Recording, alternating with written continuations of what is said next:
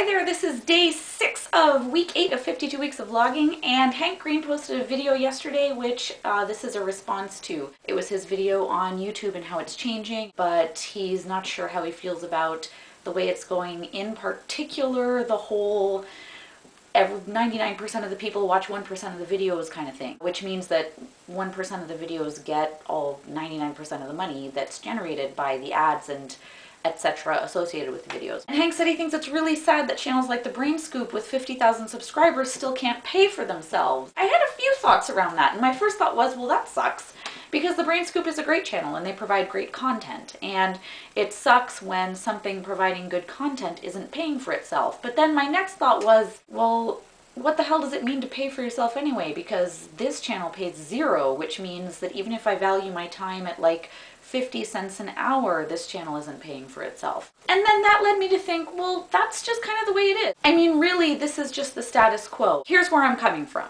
In addition to making YouTube videos, as you guys all know, I write books. I write children's books. Actually, more accurately, I write manuscripts, which as of now have not yet been turned into books. Which means that to date, after 3 years of writing many manuscripts, I have been paid exactly this much for my manuscripts. I don't think people realize how long it takes to write a good book, like a really good book, like a yes, this is worth tens if not hundreds of thousands of dollars kind of good book, because that many people will want to read it. It takes a really long time. We're talking about anywhere from several months of full-time work to 3 or 4 or 5 years of full-time work. And all of that time is invested in advance of getting any money. But at some point, when my manuscripts do become books, I will get paid. And I came to writing from theater, where yes, there are a few actors who manage to jump into film and make gobs of money on the big screen, but mostly there's thousands upon thousands upon thousands of actors swimming in this big pool of, I'm doing a waitressing job while I wait for my big break to come along, and in the meantime I'll do some free work here in this play for my buddy, and I'll do another free work there in that short film for my other buddy. You get a videotape of what you've done so that you can show it to an agent or to another prospective employer, and that's what you get. The whole idea that creative people are going to spend hours and hours and maybe weeks and weeks and maybe even years putting work and time into creating something that they then fling into the world and hope that it has enough wings and can fly is the status quo, and has been for a very long time. And I would really love to change that. I would love to see things be done differently.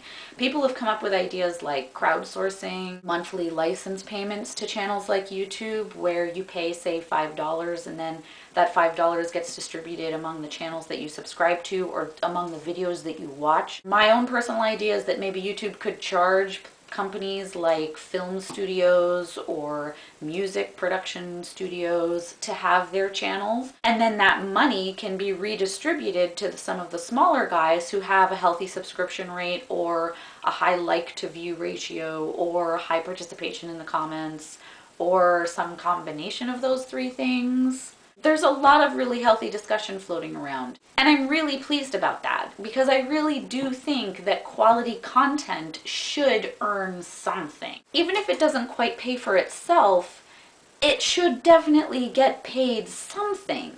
At the same time, though, not quality content is just frustrating, especially when you know that not quality content is being paid a lot. Example, I am reading a book with the Kidlet. It is a children's book. It is a book written by a celebrity, and it's terrible. I realize that's just my opinion, and you guys are all free to have different opinions, and that's totally fine and okay. I'm not claiming to be like the all-knower of all things, and my word is the law, and I say this book is terrible, therefore strike it from the earth. Even if this book I think is so bad that I kind of would like to strike it from the earth. But what I am saying is that it's very frustrating for me to see a book like this, which I know made its author a buttload more money than, say, my friend who also wrote a book for the same age group, which is much better quality, which has been nominated for awards, and which isn't selling as many copies because A, the publisher isn't marketing it as much as that other book, because B, that other book was written by somebody who was really good at something else and then decided to branch into the field of children's literature, and therefore their name is already more recognizable, they have a brand, and so their book is just easier to push. It's frustrating that big studio produced stuff does better than small studio produced stuff just because of branding and name recognition. And I think that that's another thing that we need to think about, is how do we find good content, and how do we make sure that good content made by previously unrecognized people gets out there and gets in front of as many eyeballs as possible. Because frankly, the share button just doesn't always cut it. So I'm not actually really sure if I answered anything with that video. I do hope I raised some interesting questions. I do hope that it's at least a bit of a response to Hank's video.